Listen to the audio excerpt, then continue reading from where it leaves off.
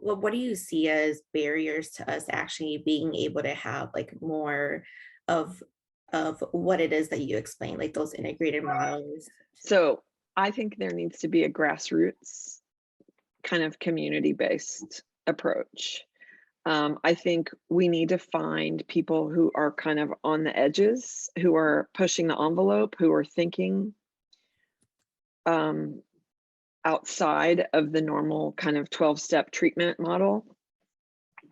Because what happened in Minnesota is so many of those people that end up were so many people in recovery from a drug addiction ended up becoming counselors and then ended up getting degrees in public health and then ended up running state institutions. I guess where I find the most, I feel like the people who are doing some of the more grassroots, housing first, secure housing, um,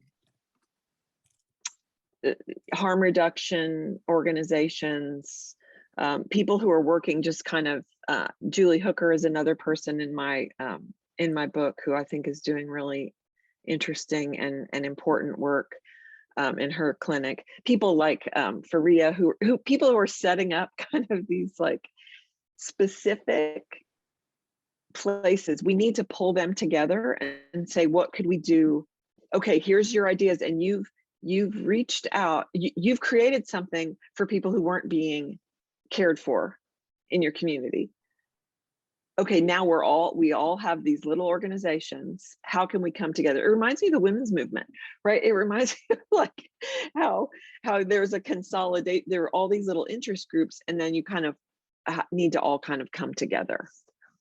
So something that is like has funding, which is where I was going to get depressed about, because who controls the funding, but something where there's some kind of like a think tank that allows these different models to express themselves. I mean, the work that's happening at White Earth Nation is profound. It's so powerful.